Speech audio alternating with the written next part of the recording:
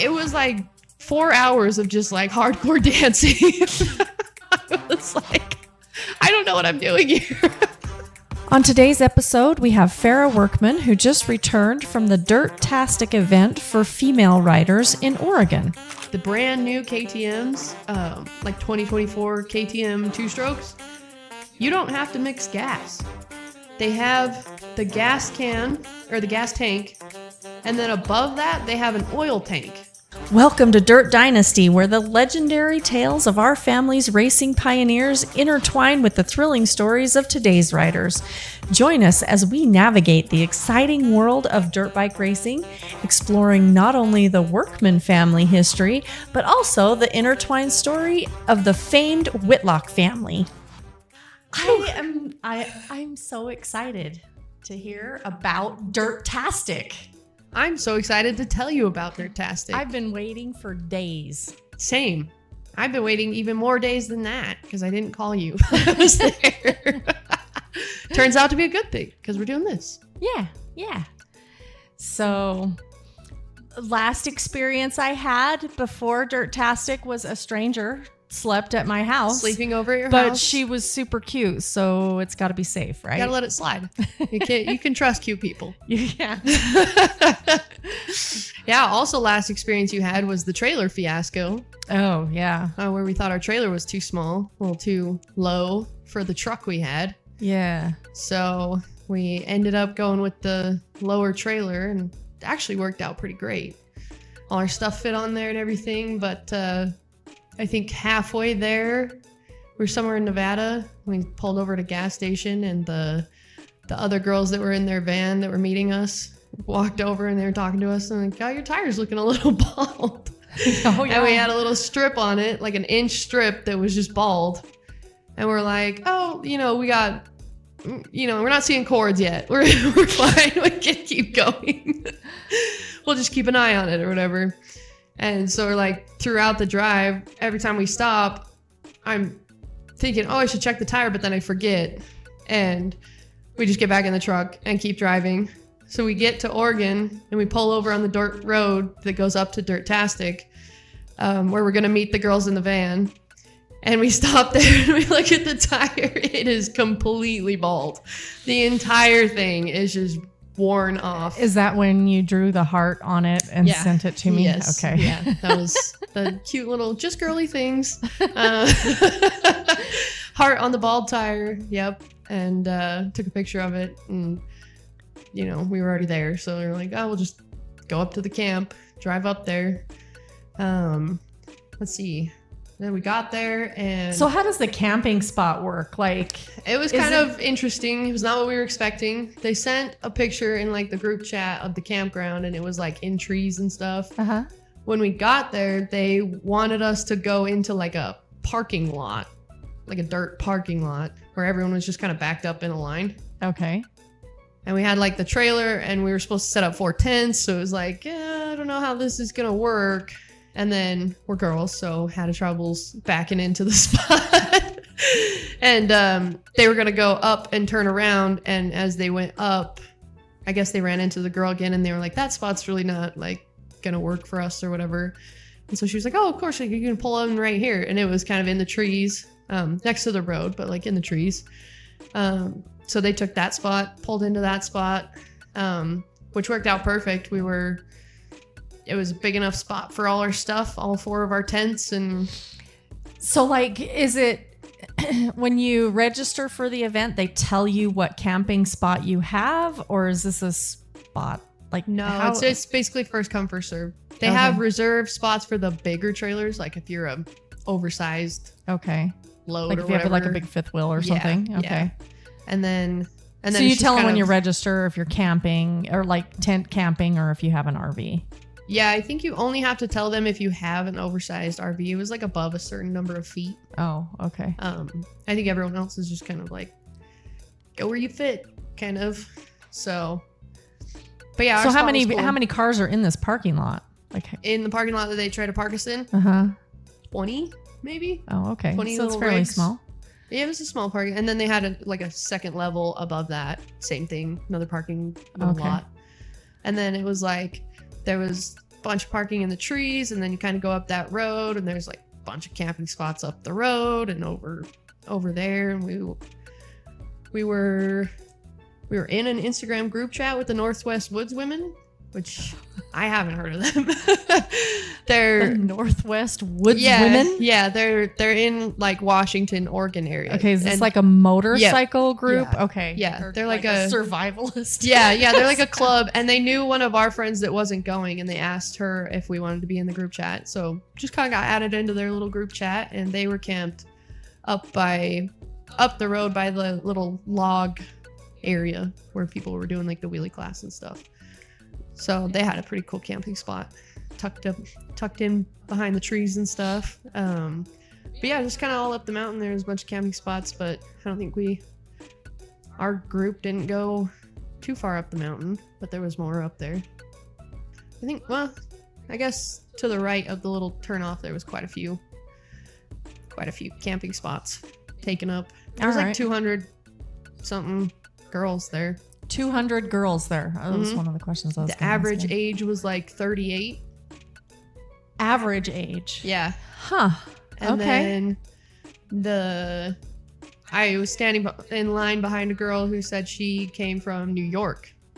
Drove all the way I don't know if she drove or not, but I'm assuming she did. from New York. Yeah.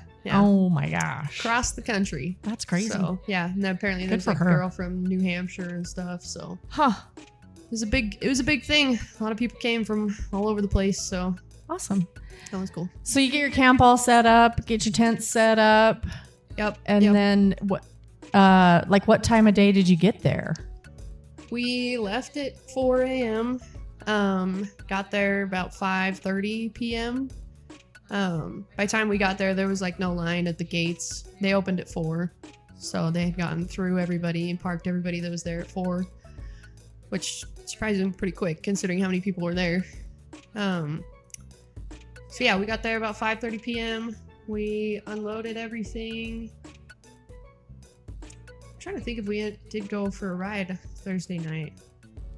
I can't remember. I think we waited till Friday morning. So it's just basically set up camp, tents and everything, and then go get dinner. So yeah, Cool. that was our first night. So your first ride, what did you do? So they were doing group rides where you like follow a guy or whatever. There was like guys there I think they were from the MRA, like Motorcycle Association, because that's what the mountain was like owned by. But I'm not 100% sure on that. I should have paid closer attention in the riders meeting. It was like an hour long, so I was like, An hour-long riders Yeah. meeting? Wow. yeah, there's a lot of information in it. So, but also you can just free ride. You can go without someone. They just kind of explained it as like they had the ribbons, like if you were to do like a race, they had ribbons tied along the trails marking the difficulty. So there was like orange, which is like the easiest one. It was basically like roads and kind of side by side ish trails. Okay. Then there was blue, which was the intermediate, which was like single track. It was kind of wider single track, not quite like ATV, but. And then there was pink, which was like the hard trails, the more advanced people. So yeah, they were explaining that if the ribbons are on the right side, you're going the right way. If they're on the left side, you're going the wrong way. And like there's arrows and turnoffs and like follow, whichever arrow is the color that you're trying to follow. So it's actually a really easy layout, which is perfect because I'm like, I hate leading in areas that I don't know, Yeah. And I think most people do too. So then it was like, when we finally broke out and we're going to go for a ride, it was like, who wants to lead? And I'm like, trails are marked. I'll lead. Yeah, if they're marked, it's a lot easier. I'm like, I'll take that or whatever. I can't remember if someone like volunteered me or not, but I was like, yeah, I'll lead. So we just kind of followed the blue trail. We went up to like the top of the mountain. We had seen that there was a trail that started there. I remember now. Thursday night, we did go up the mountain for service, and 2 of the girls we were with put on like full gear. And I was like, we're just going for service, So I didn't put on full gear. I was in my tennis shoes. And then it was like, kind of like, oh, we should explore a little bit. Oh, no. I was like, I was like, I don't know, like how much exploring I should do in my tennis shoes. So we did kind of poke around a little bit on the trails, but we didn't do anything too crazy because it was not down, you know. Well, that'll teach you. Put your I full know, gear I on know. every time, Yep. just in case a party breaks out. I was like, should have known. So we did explore a little bit. So we knew that some of the trails started at the very top of the mountain. So we headed just straight for those and went down those ones. The blue trails were really awesome, like just flowy, fairly easy. Like they had a lot of brake whoops and acceleration whoops and ruts and stuff. So it was like a little challenging, but for the most part, super easy and really cool. Like a lot of steep up, down, switchbacks, like through the mountain. Like you're just kind of following, you know, going through the mountain and stuff. So yeah, that was fun. We did the blue trail, and then trying to think, we did the whole route. Well, I guess there was another one off to the side, but there's like one that just kind of follows, and then you go down the road, and then you go on that one. So did that whole one, and we had the wheelie and log class at, I think it was 1:30, that we were trying to get back to, and like telling them like, we gotta go, guys, like we gotta hurry, we gotta get you back for your class. And so we're kind of pushing it through the trail and going as fast as we could, and we did make it back in time. And then it was like you had to do like a bike check, I'm assuming, just to make sure your clutch and brake and throttle all worked. And then once you got approved for that, then you go to the class. And it was all of my friends, I think. So there's 6 in our group, 2 drove separate and 4 of us went together. All of them signed up for the wheelie class when they bought their ticket.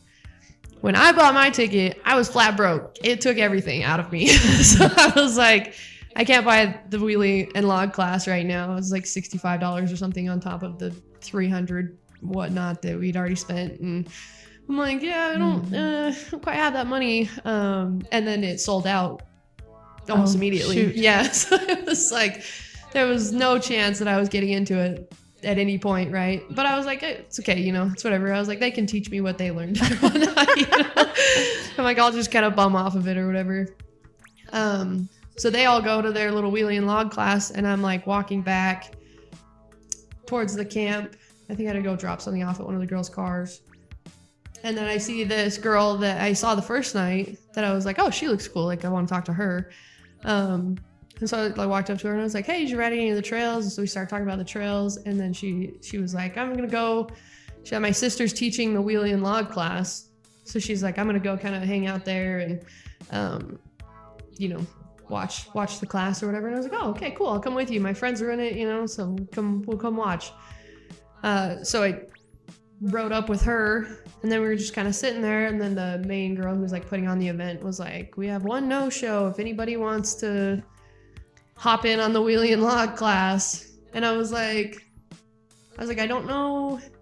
I'm like, if I have to pay, I'm like, I don't know if I want to spend like $65 on it. So I was like, well, I'll go ask. So I go up there and I'm like, can I join? She's like, yeah, sure. $65. I was like, I don't know. Like, I don't know how you feel about it. You know, I was like, I don't know if I want to do it. So I decided not to. And I went back down there. And then I was like, just watching like all my friends in one group, you know, and I'm like, oh, I'm going to be so mad if I don't do it. And so I went up to her and I was like, actually, can I hop in on this class? And she was like, yeah. And she gave me like $5 off or something, I think, for just being last minute, you know, changed my mind or whatever. So that was cool. And then they put me in the class with all my friends. And it was the girl's sister. There was like 5 or 6 classes that were going to break up. And so like 5 or 6 different teachers, but it just happened to be the girl's sister that was teaching the class with all my friends in it. So yeah, we went and did the wheelie and log class, which was awesome. I think we started with kind of some basic drills of like static balancing and wheel lock turns where you like completely lock your handlebars. Okay. And then you turn without, you know, putting your feet down or whatever. Okay. Yeah, which I thought I wasn't going to be that good at, but it was a lot easier than I thought it was going to be. She taught us, you know, a couple skills of like where to lean and like where to put the pressure on your feet and like stick your knee out and all that stuff. So it's like turned out to be pretty easy, once you learn the right way to do it. Okay. So we did that for a while. I was doing like little figure eights with the wheel locked and stuff. So that was pretty cool. Wow.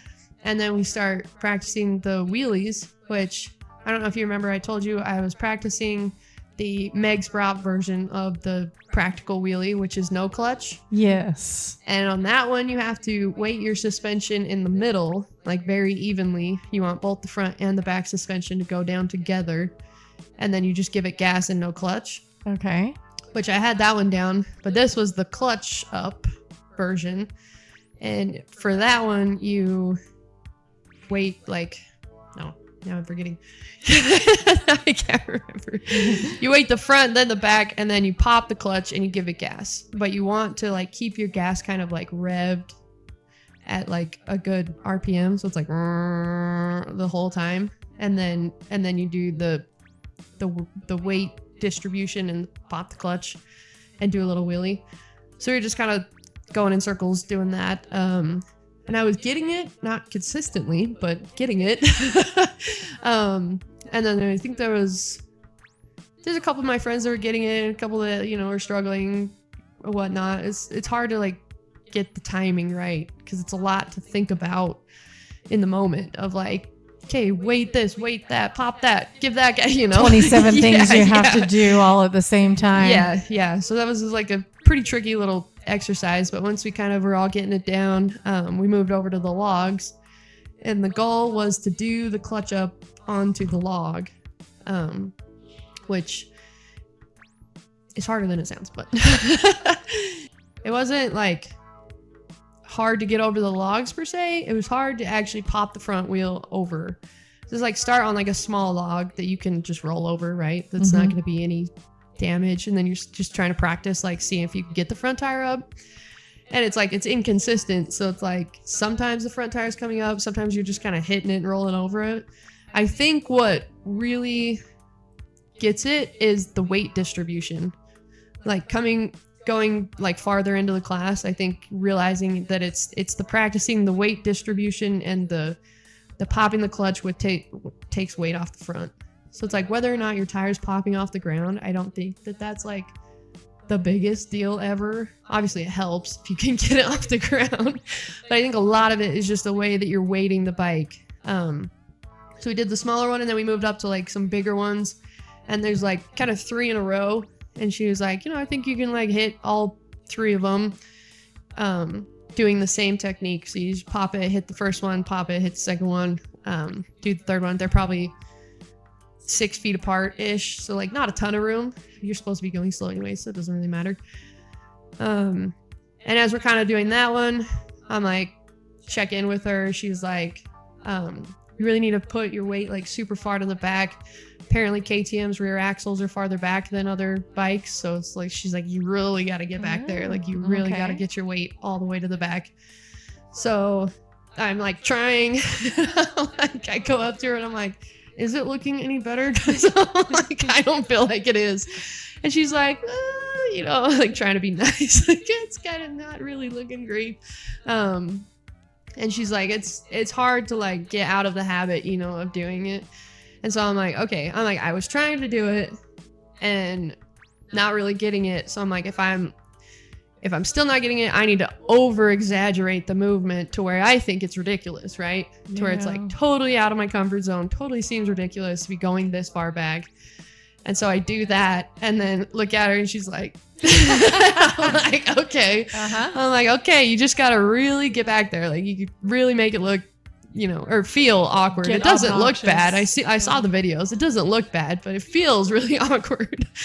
And so it's like you have to go super far back on the back. So we're hitting it a few times, we're all just kind of going in a circle over these logs and getting that down, staying really far back. And so it doesn't like kick me over when I get over the logs. Just got super comfortable with that. And then we moved on to, it was like a decently sized log.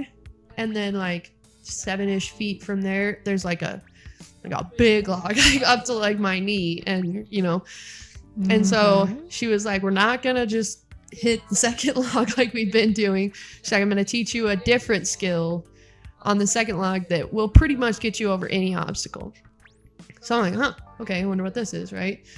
So they're all like, okay, fair, like, you go first. Like, you've been doing all this stuff, like, you go first. And I'm like, I'll go first.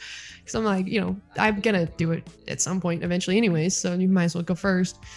And then I honestly think someone else went first before me, like, kind of got in there and then tried it. And I was like, oh, that looks hard. It's like, maybe I don't want to do this. Yeah, but it was like, so the first one, you do the same thing, you pop right over it, and then you just stop before the second one, like a good amount. I think she said you want like your wheel to come like halfway up on the log, so there's like a measurement there. I don't know. Something about geometry. Yeah, you do the, angles, and she got out the square. She said something about not listening. I don't know. I wasn't really paying attention. Pretty much. Like, there's a lot of information. So you kind of pull a little bit back from the log and then sit all the way back. Like, I was sitting on my fender when I got it right. The first couple times I didn't get it right, but I was like, I think I kept like, just popping it right into the log. And then when I did get it right, she was pushing on the back fender to like, because you're going to complete stop and you're just going to pop the clutch with a lot of weight on the back and just like onto the log. So like when I did get it the first time, she was pushing on the fender. So I was like, okay, I just need more weight on the back. So then the second time when I pulled up, I was like, how do I get more weight on the back?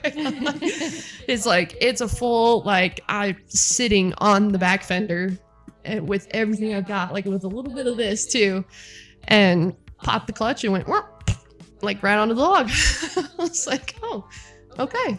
It's easy. You just gotta really lean into it. Yeah, you just really gotta get into it. So yeah, then you pop the clutch and you get onto it, and then it's usually a little bit, you're not quite on it all the way, so you do another little pop the clutch to get a little bit farther, like deeper onto the log, and then you can push it over and then just get over it, so that was pretty cool skill. I'm like, that's a very practical skill. Yeah. As far as like, maybe it doesn't look the coolest, but like if you're out on a trail, you run into a log, like that's gonna be the saver.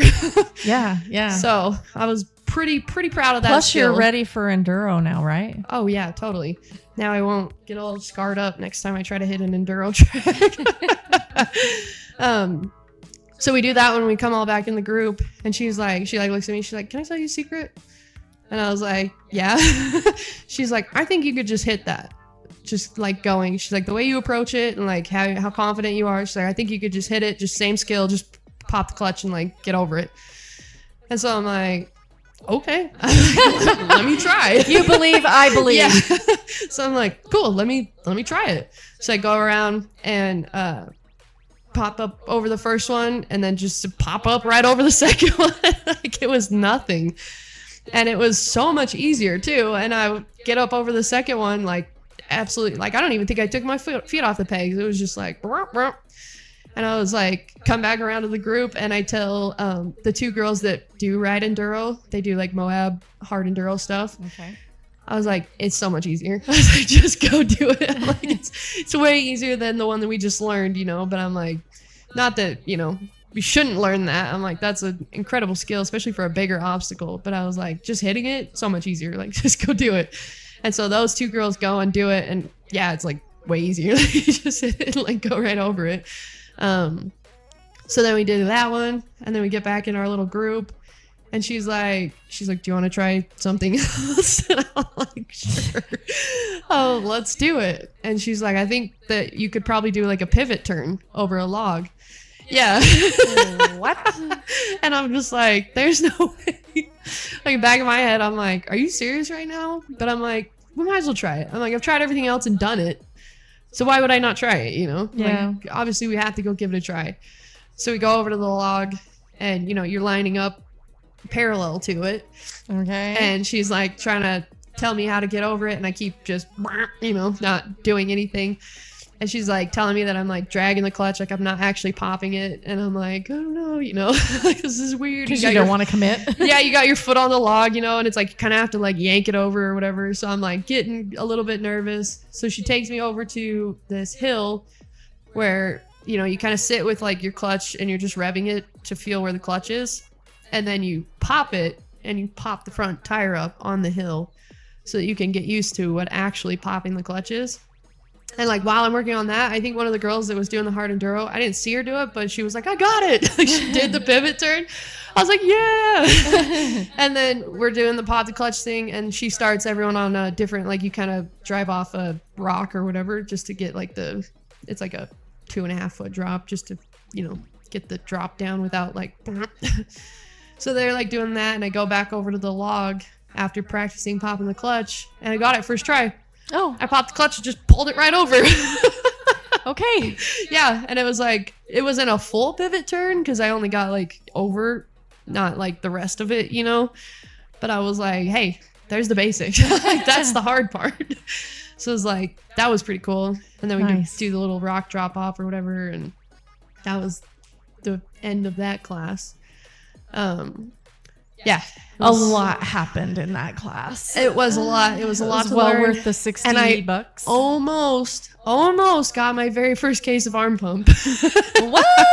Yeah, and I was like, no. I was like, my arms started to get a little tight, and I was like, oh no, it's happening. But earlier in the class, she had said that, like, to prevent arm pump for her, what she does is she keeps like fingers on the clutch and brake at all times. Like it kind of, I guess, loosens your grip a little bit or whatever, like takes some of the pressure off.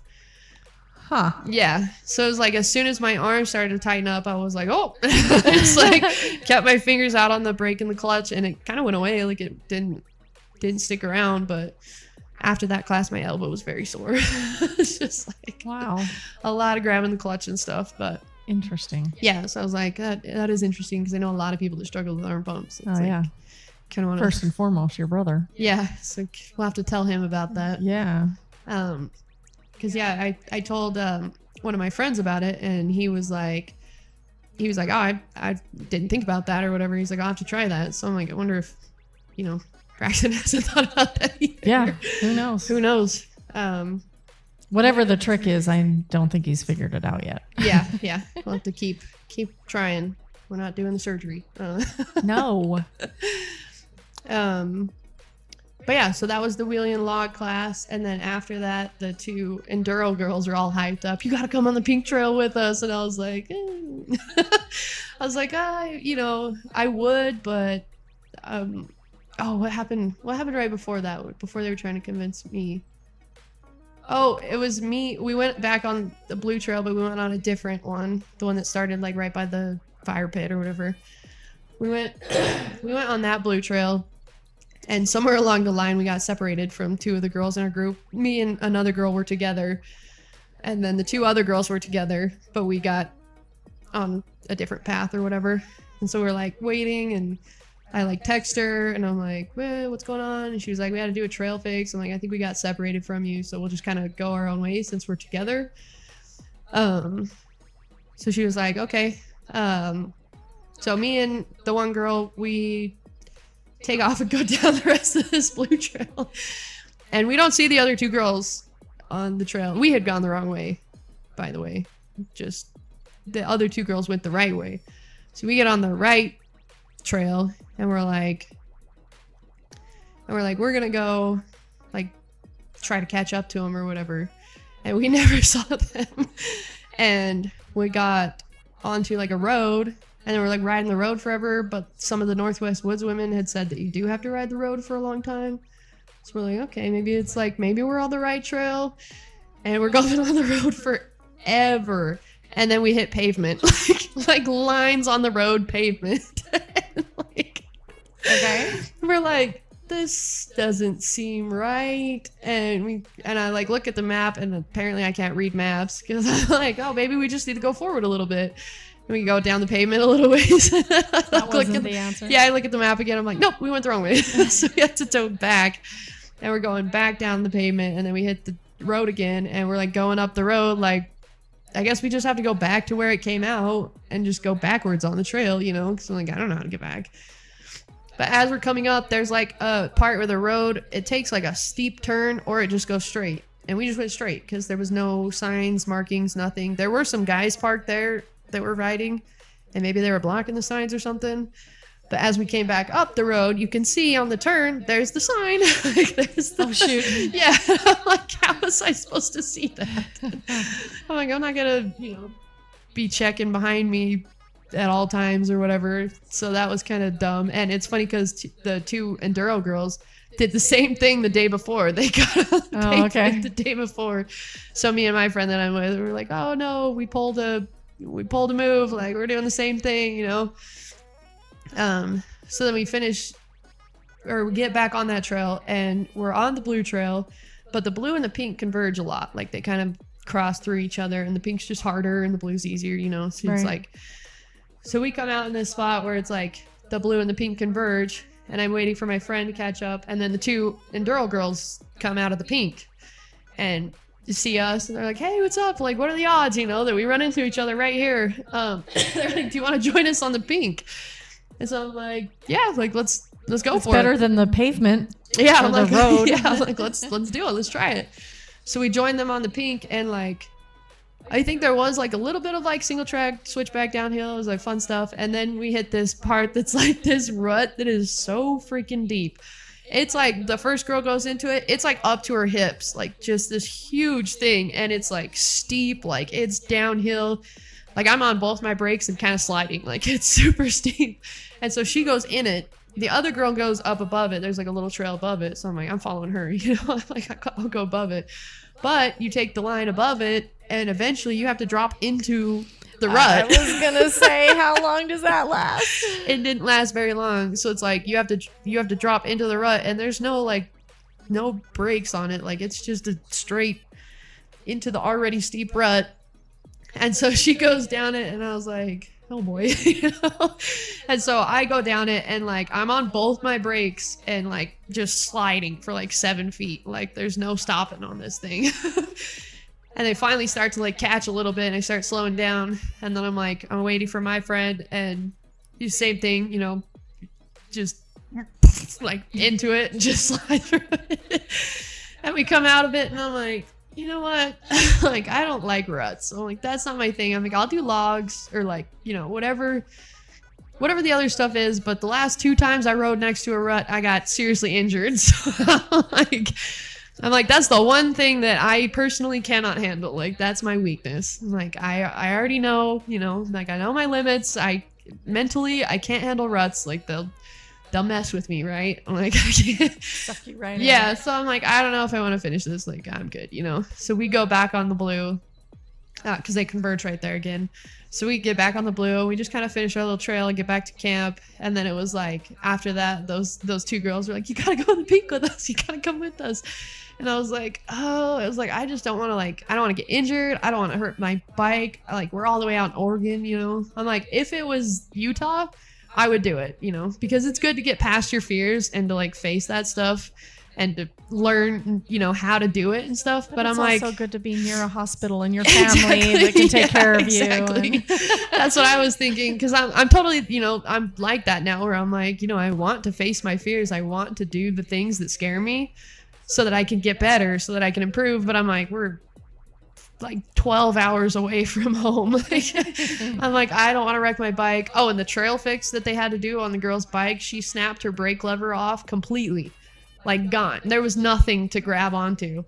And they, it's so funny. You don't need brakes. It's fine. They MacGyvered it. They zip tied like a clutch lever to it. And it got her back. She got back. And then they found like another lever from someone else, put that on or whatever. But yeah, I'm just like, I don't want to break my bike, doing something hard and scary, like, or break me. So I was like, I don't really know if I like want to do it. But I was like, if everyone else wants to do it, like, I'll go with, I was like, we'll get it. We'll get her handled.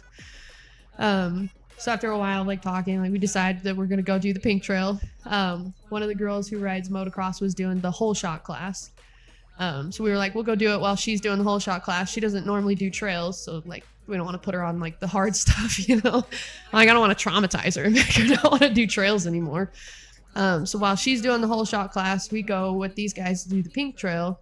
And we're kind of going along the blue trail to find the pink trails.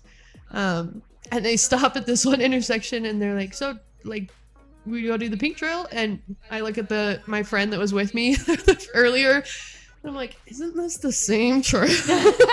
Like, isn't this the exact same one? She's like, I think it is. And I'm like, let's go to the next like, and they said they weren't gonna like take us through like that stuff, so I was like, I don't think you remember what's going on. I don't think you know what you're doing. Yeah, so like, let's skip this one. And they were really nice about it and stuff, you know. It was super cool people, but we're like, we're not on your level.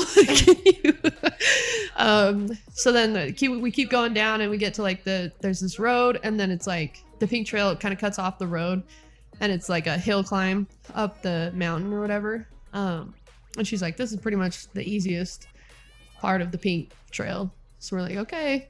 And then the first girl goes up it, gets there, like yells to us to go, right? So I go next, and as I'm going up it, it's like the rut's like this deep, and then it just kind of like V's out from it. So you're just like kind of going up the rut, and it was all going fine, you know, I'm doing great. And then it's like just getting it on and feeling good. Just getting it on and feeling good. And then the rut, like the way that it goes, like naturally, the way that it flows goes like there's a root through it. So it's like, and kind of losing momentum already because you're, you know, 100 feet up this hill or whatever. And so I stupidly did not choose the off route because it looked kind of hard to get onto. So I hit the root and got stuck. Oh shoot. And I was like, oh no, like I'm on this steep hill.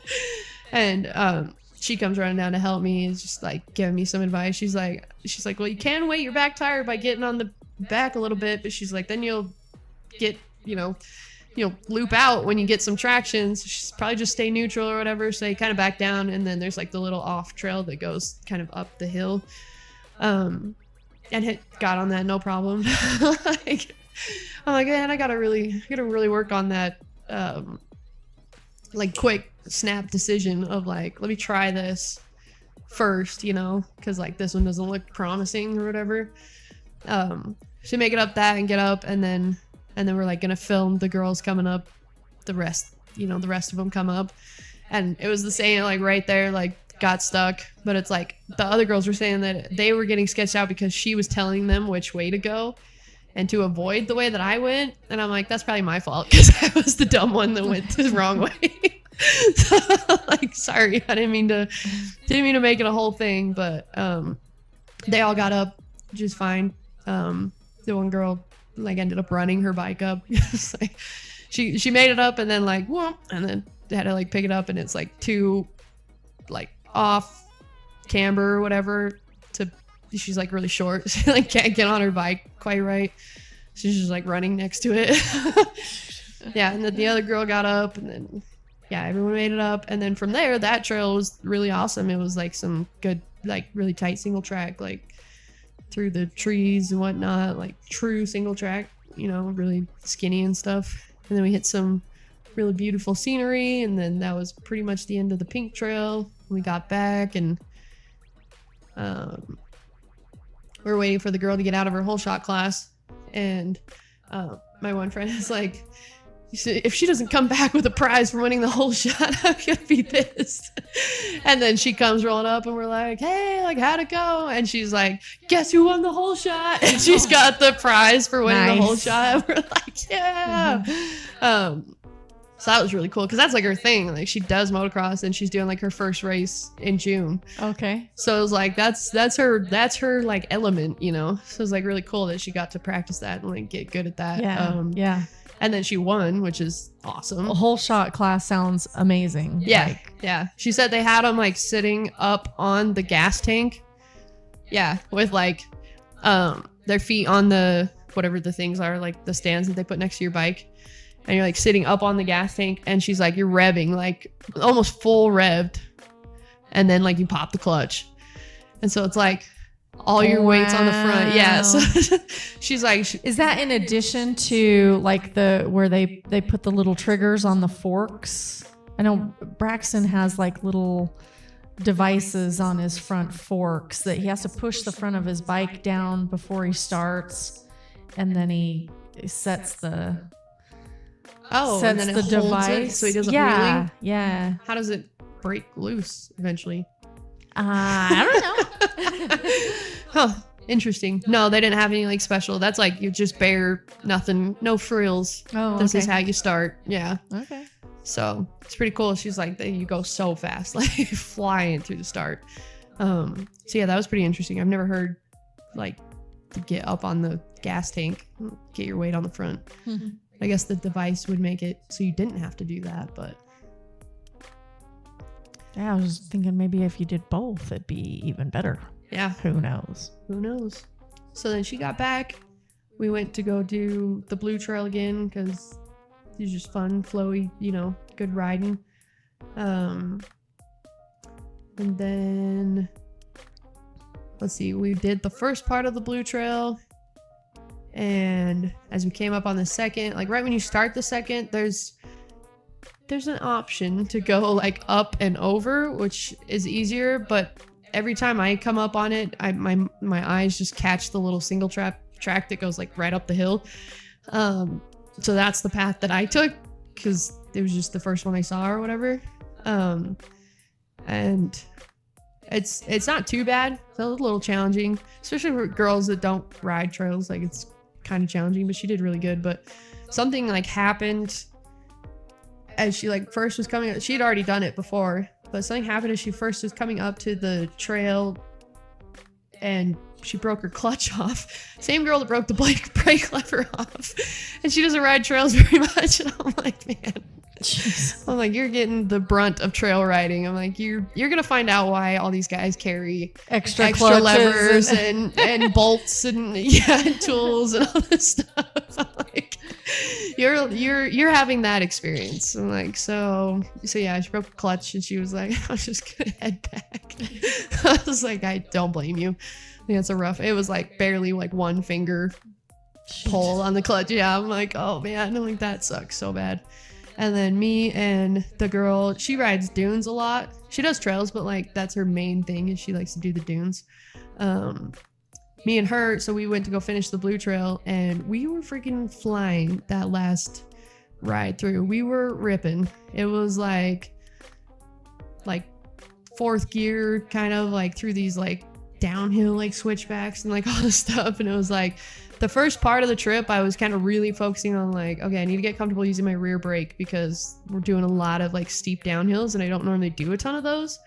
Like that's like a main part of the trail is up, down, back and forth, like all that stuff. So I'm like, I don't do a ton of that. So I really need to work on like getting comfortable using my rear brake without putting too much pressure so it starts like fishtailing, right. Which was happening a lot in the beginning. And plus I did not change my tire before the trip, so that didn't help. It was barely grabbing onto anything. So another reason why I didn't really want to get into the pink trails because I'm like, I'm already sliding everywhere on these blue trails. Like it's already a little bit sketchy for me. So yeah, I was getting used to that. So when we hit it that last time, and in my head too, as we were riding these blue trails, I was thinking like, these are like fairly easy. Like I know I could go fast on these. I'm like, I just have to like get comfortable with the whole like, cause you're on a hill, so it's just big drop offs everywhere. So I just have to like pass that mental block of like, oh my gosh, what if I go over the hill, and I was like, then I can go fast. Like I know I can. So yeah, by the time we were on our last ride, it all clicked into place. We were flying through the trails and just absolutely ripping. We got done and I was like, that was the vibe I was looking for. Like, that's what I was going for. That's what I was trying to like, that was the connection I wanted on these trails. So I did get it. Nice. So yeah. Nice. And then other than the riding, it was just really cool. Like girls are just hanging out by the campfire and stuff. All the teachers are doing like a community ride in their area. And there was a teacher from Salt Lake City. She actually ended up being camped right next to us, which was funny. All the Utah girls in one spot. So yeah, we got connected with her. So we'll find out about that later, September-ish probably. And then yeah, I was just kind of like hang out around the campfire. They did like dinner, breakfast around the campfire pavilion area. They had like a little. Well, and they provide all the meals, right? They provided breakfast and dinner. They were gonna do all the meals, and then like their caterer canceled last second. Yeah, so we had to bring lunch, which We probably could have done a little bit less for lunch because we were out riding. So it was like we didn't really end up eating a ton for lunch. We kind of were snacking on like fruit and stuff, and a little bit of protein here and there. So we had quite a bit of food left over. So we probably could have done that better. Plus, planning for the trip with 4 people that lived in 4 completely different places, like we couldn't get together and like plan or whatever. And I think the dunes girl and the motocross girl, they had gone camping at the dunes once. That was as much as they knew each other. Me and the other trail girl, we ride quite a bit, so we knew each other, but I'd only met the dunes girl once and never met the motocross girl. So our group was like pretty fairly new to each other. We were all kind of like, I don't know what to expect here, and it ended up being perfect. It was totally awesome. We were all just chill, go with the flow, like super easy to make decisions, make plans and everything. It was just like, how are we feeling? Let's do this. Like super great communication between all of us. Nobody got mad, nobody got angry, like it was just like it was a super awesome group that we ended up with. It was like perfect. It was like, yes. That's great. Yeah. That's great. Yeah. It just takes one. I know. That's a little high strung to throw the whole thing off. Yeah. And it was funny too, because it was like, I think it was on our trip back when we were like stopped for food, and it was like, where do we want to eat in the car or like in here or whatever? And it's like, oh, you're good, like whatever. It's like, we need one person that can make decisions. One person to take charge. Yeah, someone to tell us what to do, but it was perfect. It was good. Like, no complaints. All jokes aside, I much prefer everyone just being like, whatever. Yeah. Whatever works. Like, I don't care. Let's do whatever. That works way better, because then you just kind of get into like a flow of, what feels good in the moment, instead of like one person, pushing everybody to do something, Yeah. So yeah, that turned out really good. We were not super great at socializing. We kept wanting to socialize, but then I was kind of like, I just don't know how to like talk to people. Like, I don't know what to do. We did talk to the Northwest Woods women quite a bit. They were like our main group of people. The name of this group, it just sounds so funny. Really? We did talk to the Northwest Woods women. It sounds so cult. Survivalist cult or witchcraft cult. Okay, well, that's not the impression I got, but they were cool. They were awesome. They gave us like a little pink something, I don't know, like a gift bag with a bunch of pink stuff, because the theme of the theme of the Dirtastic event was pink. So nice. Had some cool pink stuff from them. And then they did, I think on the last day, they did what is it called? The mini moto relay, where they had like you're under 140cc or something, like basically pit bikes. And they did a bunch of different stuff with that, where it was like, so people took their pit bikes in addition to their regular bikes? Yep. Okay. Yeah. So there's like, you go 3 up on a pit bike and do a race. So 3 of you on one pit bike and do a race. And everybody's in their pink costumes, like just all dressed up in their little pink outfits and stuff. And so they did like that race. And then there was one where they did like a switch off. So you do one and then switch to the next person, and like did this relay race. We did like a little race, like a crab walk race. We got in a big line with everybody, and you're supposed to crab walk under a limbo bar or whatever, and then to a line, and then you turn around and bear crawl back. So we did that. I was gonna say, that's kind of hard on the hands. Yep. Yeah. There was a girl there who had gloves. Smart. But yeah, we did not. So that was fun. Yeah. So yeah, that was cool. That was like the pink party thing. And then after that, they did the raffle. I don't think, well, one of our girls from St. George, the hard enduro girl, she won a little package of like, I don't even remember what she got, like fanny pack or something. But yeah, none of us won anything. And by that point, I was so sore, so tired. Like my upper body was toast. My back, my shoulders, my arms, Like when we started the last ride, we started going and I was like, oh, okay. And so like by that time, like I was so tired, so done. I was like getting like, you know, a little bit like mad, not at anybody in particular, just at like how tired and sore I was, you know. Just and I'm over like, it. yeah, I'm like trying to mind over matter it and just like still have a good time. But I was just like, I am done. And they all knew it too, you know, all my friends know them. And I'm like totally separate from them too during the raffle. Like I'm just sitting down. I'm like, I can't. And then like the raffle finishes and they start to like play some music and like people start drinking or whatever. And they're like, oh, you're probably going to go to bed like right after. And I was like, no, like I'll hang out. I'm like, I don't want to miss like the, you know, dancing party fun, whatever. And so I ended up like hanging out with them. It was like 4 hours of just like hardcore dancing. I was like, I don't know what I'm doing here. Yeah. Dancing. Yep. Yeah. Okay. And I was going hard. They were impressed. They're like, I can't believe you hung with us completely sober. Like I can't either. I was so tired and so sore, but hey, you know, when the mood is right, you just got to get after it. And then we ended up hanging out with the one coach and the sister. Those two girls, they were kind of like us, a little bit like shy and awkward and stuff. So that was really cool. We kind of brought them into our little group and they were incredible dancers. Really? They had all the moves. Okay. Yeah, they were going off. So yeah, that was cool. And then we're all just kind of dancing, having fun and music. And there was like disco ball lighting and yeah, it was just like super fun. There's one point where we had like a dance routine going to one of the songs. Like we were getting into it, and I'm pretty sure no one else was dancing. Like around the campfire, I don't think anyone was dancing. It was just us.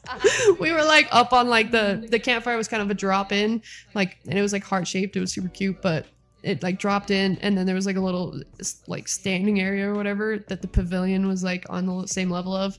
And there's like a ton of people down by the campfire all talking and drinking and whatever. And then we're like up on this little like platform just dancing so hard. Like no reason.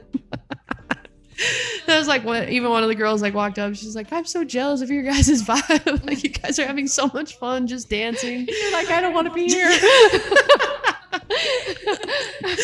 I don't want this happy vibe. I just want to go to bed. No, I mean, it was a lot of fun. I was having a ton of fun. It was totally worth staying up and like hanging out with them. But yeah, I was toast afterwards. It was towards the end of the night, around like midnight or whatever. I was just like, are we done yet? Like, this has been fun, but can we stop go? having fun now? Yeah. Like, I don't know what to do. But yeah, it was really fun. We had a ton of fun that night, and then woke up early, and we had started packing up the night before because we decided we were done with riding. I was like, I'm not going again. I don't know about you guys, but I'm sore. Well, so wait, before you left, you said there was gonna be like a suspension guy there to help you with your suspension. Yeah, he didn't show.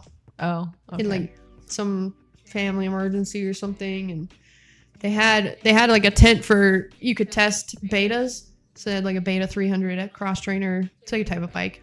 Okay. You looked a little confused. No, so I was just thinking like Beta the bike. Yeah, so Beta like the bike. the Beta company or whatever, Yes, they brought yeah. some bikes out for people to test. Okay. Yes, they brought some bikes for people to test. I thought you had to pay for it, so I didn't really look into it until it was kind of too late. Like I was already out of my gear for the trip. And Yeah, if the company brought them, you don't pay at the event. You pay after when you fall in love with the bike, and you gotta buy one. That was kind of the vibe, and I was like, oh, okay. So we ended up asking them about it at one point, and they were like, no, you don't have to. But the beta guy wasn't even there. He also had a family emergency. It was like the KTM mechanics that were like, gotta just take it, I guess. It's like, KTM guys are like, yeah, just take the Beta bikes. We don't care. yeah, they're like, you have to sign the waiver. And I was like, what does the waiver say, that if I break it, I have to pay for it? You know, I'm like, is this like if you go test ride a sport bike, they make you sign a waiver that says if you crash, you have to pay most of it, you know? So I'm like, what does it say out that, you know, if I crash, I have to pay for it? And they're like, I don't think so. I think it just says you won't sue if you get hurt. And I was like, oh, I can crash it. okay. What I hear you saying is, as long as I don't have an attorney. And then they were like, I was like, is there a time limit? They're like, it's supposed to be 15 minutes, but we're not counting. Because we're KTM, we don't care about the beta they're bike. like, take it for as long as you want. So that would have been really cool. I wish we would have remembered. Kind of forgot about it until a little bit later. And I was like, oh shoot, I was gonna go do that. Went and stole the beta bikes. I know. I was like, I totally would have loved to ride that. Because I was like, well, is it even worth riding it if you can't take it on any trails because you don't want to break it, you know? So then when they said like, no, it doesn't say anything about paying for it, I was like, oh, I could take it on some trails. I can see how it goes. I really wish I would have done that because I would have wanted to try the 300 cross trainer. That would have been a good test drive because there's another girl we met in Moab. She drives a beta and she loves it. Says it's the best thing ever. So I was like, might be kind of interesting to try that. I also am semi-convinced that I need a new bike. Well, your brother's getting a new bike, but he's getting a gas because the gas special right now is they have like an electric mountain bike that they're giving away with the purchase of a gas. Yep. So he's like, oh, guess I'm doing gas. Yeah. And I'm like asking everybody, I'm like, how much is your loan on your bike? How does that work? I'm like, what if I crash it? Is that like what's that about? They're like, well, you get full coverage insurance. So basically just covers it if you crash it. And I'm like, and how much does it now? I'm like, is that okay? So yeah. How much is that? They're like, it's like $181 for the year. So like $15 a month. And I'm like, okay. Interesting. I like it. So now I'm like, please no. I'm like trying to convince myself not to get a loan on a bike. But now I'm like, I want a 252 stroke. So yeah, we're kind of in a little spot with that right now. Oh, that never ends. Yeah, I'm assuming I think your brother has like 7 bikes now and it's not enough. Something interesting that I learned this weekend is that the brand new KTMs, like 2024 KTM 2-strokes, you don't have to mix gas. They have the gas can or the gas tank, and then above that they have an oil tank. And it mixes itself? Yeah, you put regular gas in the gas tank, and then you put transmission fluid in the oil canister, and then it mixes itself. Nice. Yeah. I was like, why hasn't that been a thing? Where's that been all my life? Why did that take so long to invent? Yeah. So now I'm like, okay, if I did get a 252 stroke, maybe I should wait till the 2024s are a little bit older and then get one of those. So yeah, I don't know. We'll see where it's at. I do love my bike. It's an awesome bike and it's been amazing to me and feeling really confident on it, comfortable. Feel like I know the power delivery. Did you play with your suspension at all while you were there? I did not, mostly because I like where it's at. I did want that guy to set the sag, but I mean, I can do that with someone else, you know, Braxton or whatever.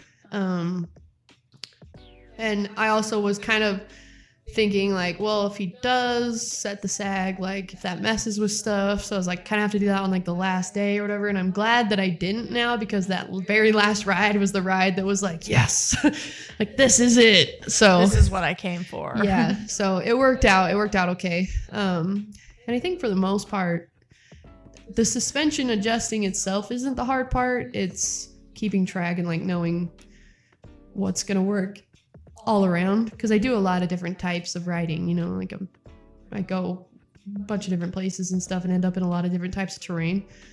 So it's like, I'm not going to adjust it for like one trail, you know, and then end up in some rocks or something and be like, oh, this sucks. So it's like, I didn't want to go too far. I just really wanted to help my cornering. And I think I got that down. So now I want to set the sag and then get back to where it feels good. Where you can do the cornering. Yep. Yeah. So shouldn't be too hard, but we'll see. Awesome. Yeah. So how was the trip back? With you being so tired and it being over, all the excitement's gone. It's funny because you have a hard time keeping each other awake. Honestly, not really. It's kind of funny because I think probably because we're like such fresh friends that we had a lot to talk about or whatever. But yeah, I'm like that 12-hour drive felt like, you know, like we were going to Vegas or something, like, or Mesquite. Like it felt like a very short drive. just because it was like a lot of like girl talk and like, you know, like That's awesome. Yeah, we're all talking about our whatever. I don't even remember. We talked about so much. Yeah, you guys got back like really late. It was like 1 a.m. Yeah, because I was like, I didn't see your. And we had to stop and get a new tire before we left Oregon. So for the trailer. Yeah. So I think we left the campsite around like 9 a.m.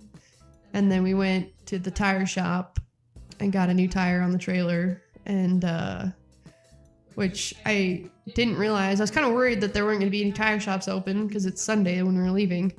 And I was like trying to Google it and my phone wasn't loading and stuff. And I was like, well, I guess we'll just figure it out. But I forgot we're not in Utah. So yeah, there was a ton of places open on Sunday. So yeah, that worked out good. We found a tire shop and they put the new tire on it. And we're like, I don't know why just the one tire balled it out. Like you would assume it would have been loaded off, right? Like we would have put too much weight on one side. But we had everything in the middle, the bikes on the outside, and then gas cans on either side. Like there should have been fairly even. Yeah, like there wasn't any like super weight, so maybe alignment or something. I'm not sure, but the ride back went just fine. Everything held up good, and I think it was like right as we got out of town and started driving, like we were all like, you know, checking social media and like Instagram and like liking everybody's posts and stuff, and then like, you know, 10 minutes later we're all like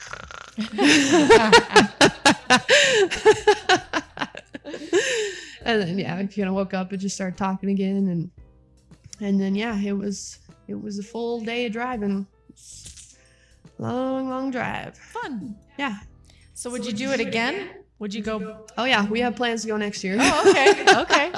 Yeah, they did really good, and honestly, I guess it was a little bit different than a couple of the girls were expecting, but it was pretty much exactly what I was picturing in my head as far as like an event would go, you know. So I think they did a great job. It's like I had expectations in my mind about stuff, and it was like pretty much spot on of, you know, that this is like the ideal way an event would go, and it was exactly that way. Nice. And I like that they didn't make you do group rides, that like you could just go with your friends, you know.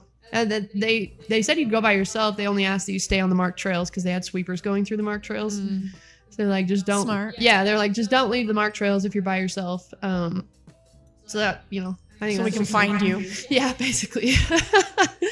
So I'm like, just the way they had it set up and stuff, the trails were really awesome. The people were really awesome. Like all the coordinators and everything, they were cool and super nice and friendly. So it was a really good setup. And yeah, we're all excited for next year. Nice. They apparently do something like out of country, which, you know, sounds awesome. Enormously more expensive, but you basically fly out and like everything's taken care of. Like your, you know, room and board, food, and the bike rentals and stuff is like all included, and then you just go ride. Yeah. Like yeah, they have one in Costa Rica or something. I think this year's got canceled because they didn't have enough people sign up. But yeah, they do one in Costa Rica, which I was nice. I do That'd love be Costa pretty cool. Rica. Yep, you're the resident Costa Rican. Not yet, but soon. Yeah, I don't know about dirt bike riding. We do beach towns in Costa Rica, but yeah, I don't know where they do the riding at. But. Yeah, I'm like, it would be cool to go out of country to ride. Heck yeah. I'm assuming Italy has got to have some good riding because their stuff's all over. Well, and I've heard a lot of people do stuff like in the Dominican. Mm-hmm.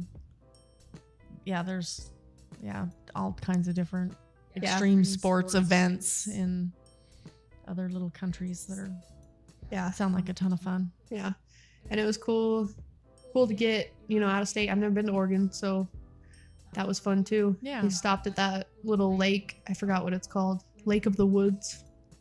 It was like we were looking for a place to stop and eat lunch, and the one girl just found this, and she's like, I think this will be a good spot because it's like boat parking, so like good for the trailer, you know, and it's just like a little pizza place or whatever. And so we went there, and that was just gorgeous, beautiful views. There was like, I mean, I know that there are some in Utah, but I haven't been to a lake in a while that was just like the trees came right up to the shore, like it was just lined with trees, which was cool. And then there was like above the tree line, there's just like this huge mountain, and the peak of the mountain is just covered in snow. And we're like, just like the movies, huh? Yeah, it was cool. It was like, it reminded me of when we went to Alaska, and there was the helicopter ride where they had like this certain mountain, and I can't remember what the mountain was called, but they were like, you can almost never see it in the helicopter rides because it's always covered in clouds, but it was like clear that day, so we got to see the mountain, and like the driver was like impressed too. Really was excited. Like, got to see it. Yeah. I do this for a living, but I'm super excited. Yeah. He's like, oh, you never get to see this. This is so cool. You guys are so lucky. And it looked kind of similar, just like this huge peak just covered in snow. And like, so yeah, it was nice. It was gorgeous. And then yeah, being up in Jacksonville, up in those hills was cool. It was just awesome trees and stuff. The one girl said, fun fact, these trees actually smell like cream soda. And they did. We smelled them. They smelled you like smelled cream soda. the trees. And yep. Stuck our nose right in the tree's crack and smelled the cream soda.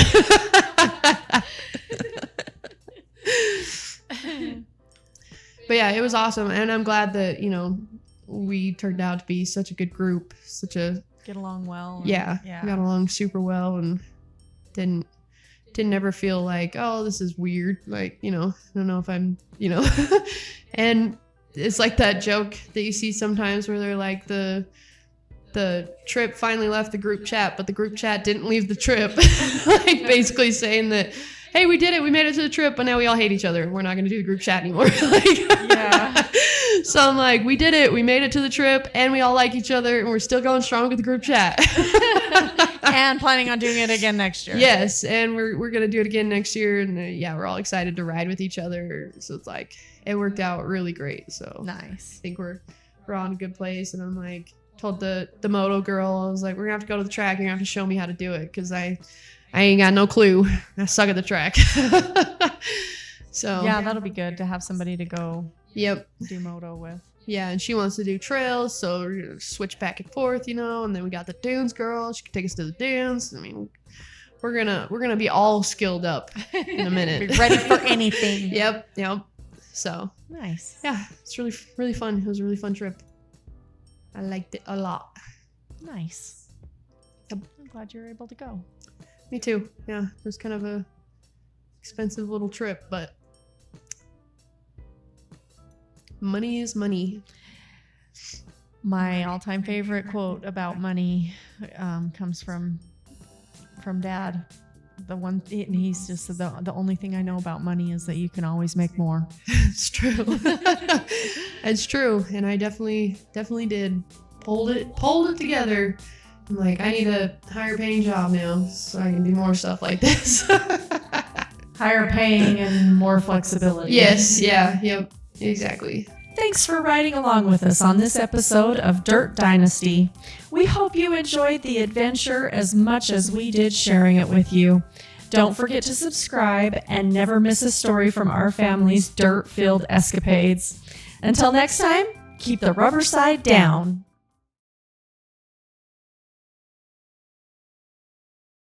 So yeah.